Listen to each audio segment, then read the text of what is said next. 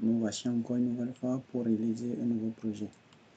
Alors le projet d'aujourd'hui consiste à réaliser un temporisateur que nous allons exploiter pour contrôler une machine. Principalement, on ne dispose pas parfois de temps pour être présent afin de suivre le fonctionnement d'un appareil ou d'une machine pour une durée donnée. Donc, on a besoin d'un temporisateur pour programmer le temps et s'occuper d'autres choses.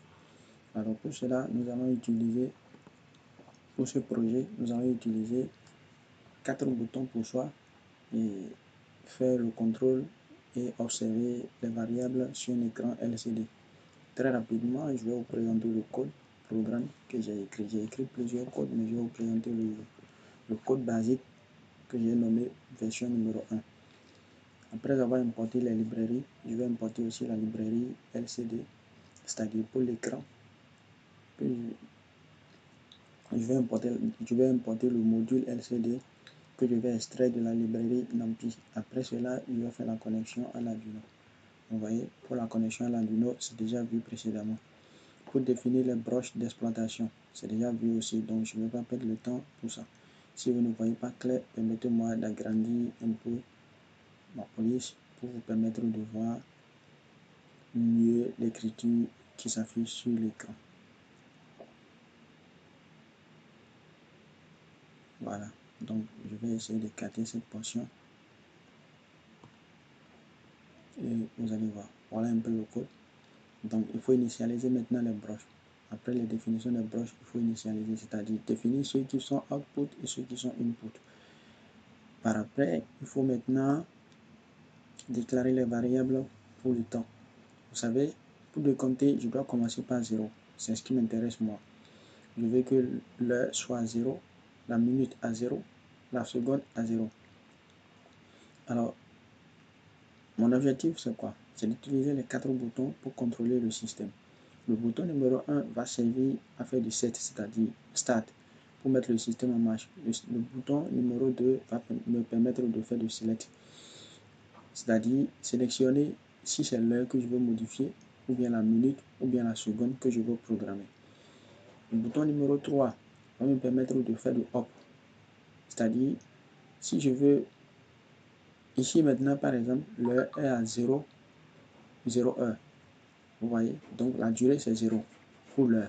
Si je veux passer de 0 heure à 1 heure, c'est-à-dire je veux que l'appareil fonctionne pendant 1 heure, c'est pas ce bouton hop là que je vais faire ce programme. Maintenant, si j'ai déjà programmé et que j'ai mis par exemple 3 heures et que je me rends compte qu'il y a une erreur dans mon programme, c'est-à-dire dans mon temporisateur, le temps que j'ai imposé, qu'est-ce que je vais faire? Je peux utiliser le bouton down, ça c'est le 4e bouton. Et c'est ce bouton-là qui a été branché au pin 5 de la carte Arduino. Donc par la suite,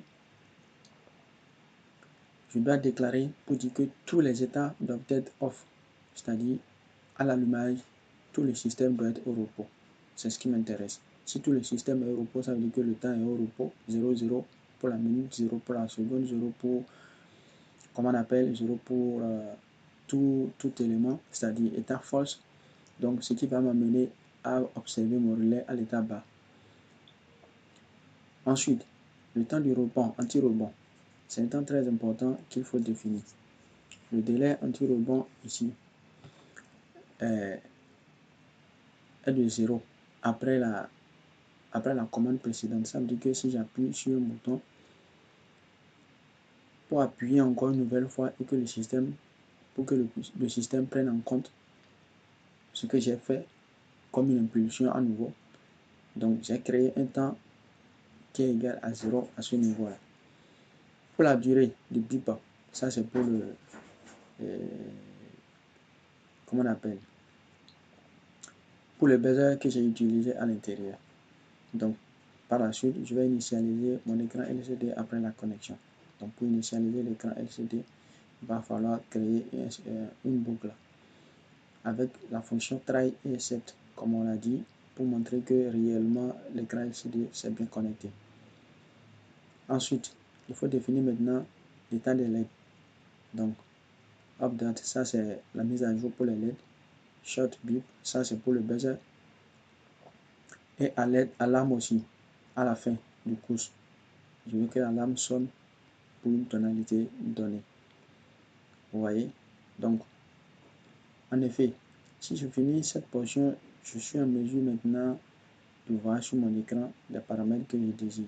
Donc, je vais faire une mise à jour de l'écran.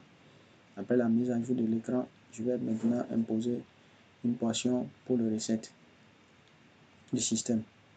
Donc, après cela, qu'est-ce que je vais faire? Pour la partie recette, ce qui m'intéresse, c'est quoi? C'est tout simplement apprendre à la carte Arduino par le langage Python comment compter le temps. Parce que Arduino n'est pas doté d'un compteur interne. Voilà. Vous voyez? Donc, je dois lui apprendre qu'est-ce que j'appelle minute, qu'est-ce que j'appelle seconde, qu'est-ce que j'appelle heure.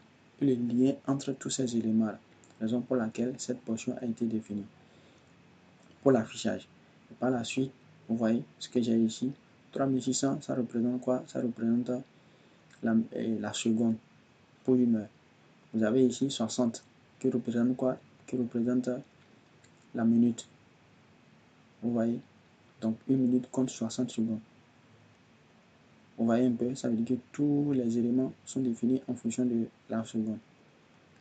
Donc, après cela, après avoir appris à ma carte Arduino comment compter le temps, puisque lui, il est capable de compter le temps en secondes, mais pas en heure ni en minutes. Donc, je dois lui apprendre, raison pour laquelle cette ligne a été intégrée. Maintenant, l'état du relais est très important. Au départ, le relais doit être à l'état bas et les LED avec le buzzer qui va biper pour 2 secondes. C'est le temps qui est imposé à ce niveau. Start timer. Ça, c'est pour le bouton Start. Quand je vais appuyer sur Start, je dois passer à l'état haut pour le relais. Vous voyez? Donc, short bip. Mon buzzer doit sonner pour montrer que le système est à l'état Start. Pause. Si je tape sur pause, par la commande qu'il faut, je dois avoir la pause sur mon écran. Vous voyez un peu? Donc, cette portion, ce ne sont pas des portions qui sont totalement importantes, mais c'est nécessaire quand même. Pour l'expiration du temps, à la fin, qu'est-ce qui doit se passer? Le relais doit passer à l'état bas. Vous voyez? Donc, c'est la fonction qui a été définie ici. Vous pouvez tout mélanger, tout regrouper pour une seule fonction, mais ça ne m'intéresse pas. Moi, je veux séparer pour savoir la ligne erreur. Comme je vous ai dit, à chaque instant, il faut séparer, il faut la clarté vraiment dans le code. Pour le temps, ce qui m'intéresse, c'est quoi? Pour l'heure, on a 24 heures. Vous savez, dans une journée, on a 24 heures. Maintenant, le plus important, il faut dire à l'Arduino que si je commence par compter et que j'arrive à 23, donc quand je vais taper une nouvelle fois pour arriver à 24 pour l'heure, donc ça doit reprendre le compteur. Autrement dit, je vais vous expliquer pour la minute et vous allez comprendre pour l'heure. Pour la minute, quand je vais commencer par taper, je vais commencer par taper 1 minute, 2 minutes, 3 minutes, jusqu'à 59 minutes. Quand je vais taper 1 minute encore de plus, ça va passer à 60 minutes. Et à 60 minutes, je vais lui demander maintenant de passer à 1 heure. Vous voyez un peu? Donc, pour la seconde, quand vous allez programmer pour la seconde, arriver à 59 secondes, 60 secondes, ça va passer à 1 minute directement. C'est pourquoi on a appris précédemment à l'Arduino de créer le lien entre la minute, l'heure et la seconde. Donc, pour les boutons,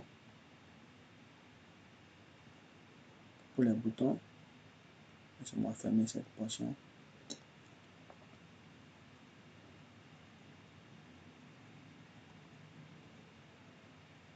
Donc, pour les boutons, vous voyez, pour le premier bouton set, voilà la condition. Second bouton, select, comme je l'ai dit. Troisième bouton, up. Et quatrième bouton, down. Il va falloir afficher sur l'écran, donner les conditions pour la décompte. Et par après, il faut créer maintenant une fonction pour initialiser les boutons. Donc cette fonction a été créée du moins pour la partie set, la partie select, pour la partie up et la partie down. Donc tout a été créé et par la suite, il faut faire une mise à jour de l'écran. Donc après avoir mis, il faut faire une mise à jour de l'écran pour afficher heure. Le heure, c'est H, minute, M, seconde, S. Donc, ce sont les éléments que j'ai utilisés dans mon programme. Donc, à la pause, prêt, en cours, ces éléments-là doivent être affichés sur l'écran. Pour ne pas être trop long, je préfère ne pas vraiment perdre de temps sur ces notions-là. Donc, à ce niveau, je vais demander à l'écran ou à la console d'afficher ces éléments, ces paramètres-là, en cas d'erreur. Je vous ai déjà dit, quand on utilise la fonction try, il faut finir avec except. Voilà.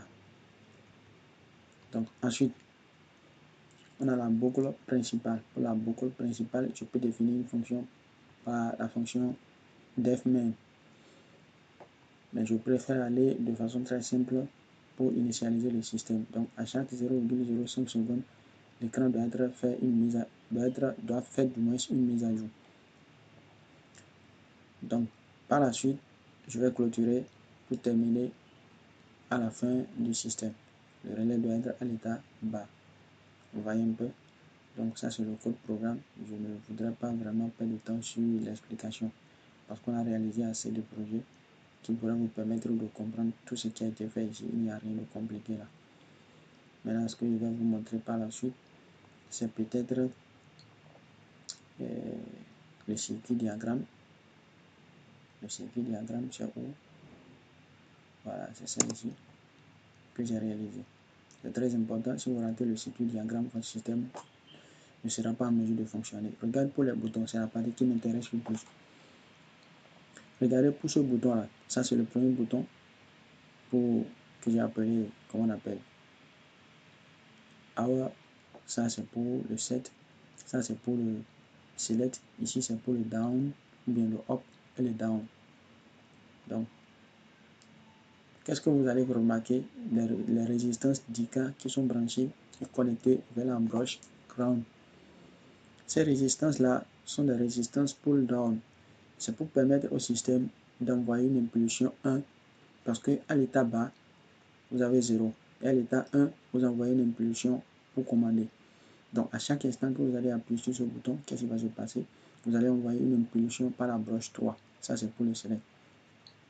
Vous voyez un peu? Donc, après avoir envoyé une impulsion pour la première fois, ça va démarrer le système. Si c'est pour le up et le down, qu'est-ce qui va se passer? Quand vous allez appuyer ici une seule fois, vous allez voir que si c'est l'heure, ça va faire plus 1.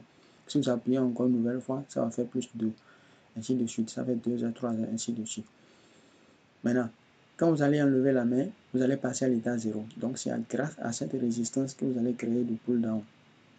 Donc, si vous ne mettez pas une résistance, le système ne marchera pas. Il y a des codes ou des systèmes électroniques où on utilise des boutons en mode pull up. Je vais vous montrer comment ça se passe. Ça, c'est pour les recettes. Donc, peut-être dans une prochaine vidéo, vous allez voir ce que je suis en train de dire.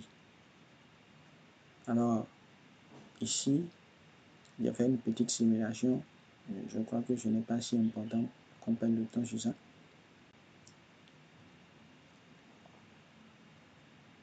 Vous voyez, moi j'ai utilisé un écran OLED. Vous pouvez utiliser LCD.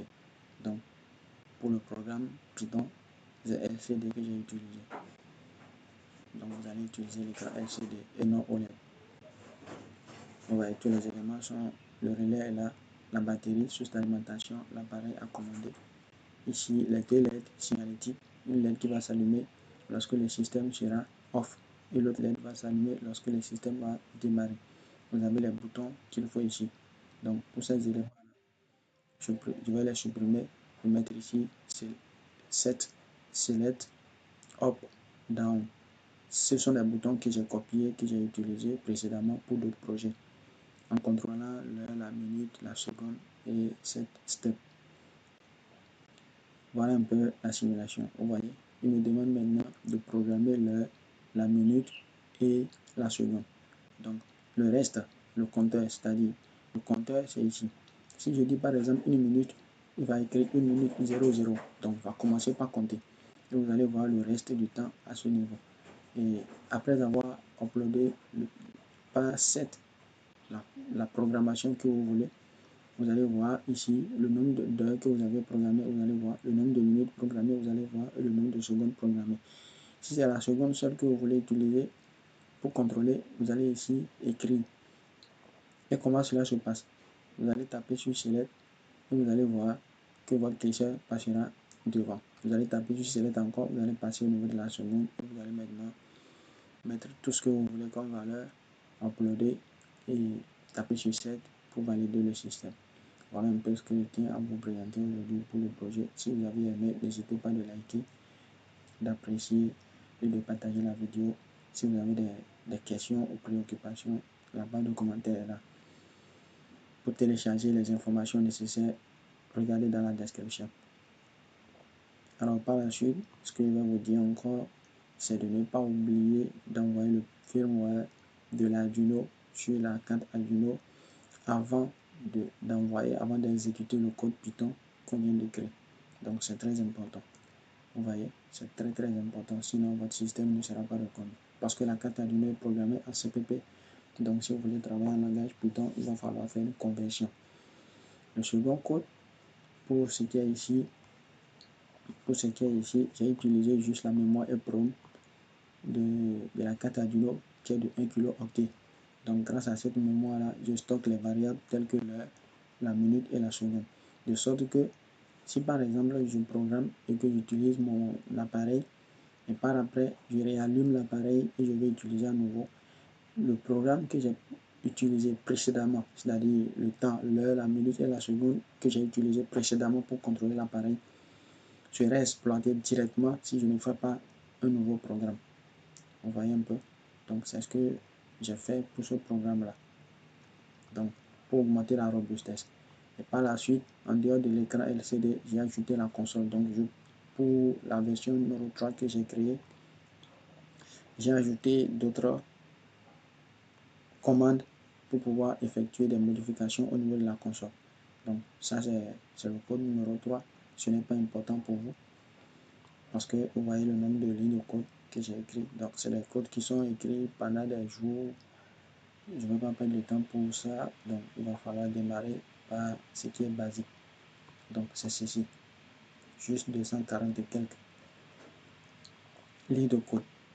Je vous remercie. N'hésitez pas de vous poser des questions, de télécharger les nécessaires, les librairies, tout ce qu'il faut. Abonnez-vous, partagez la vidéo, likez et ensemble nous allons développer cette chaîne. Merci et à la prochaine.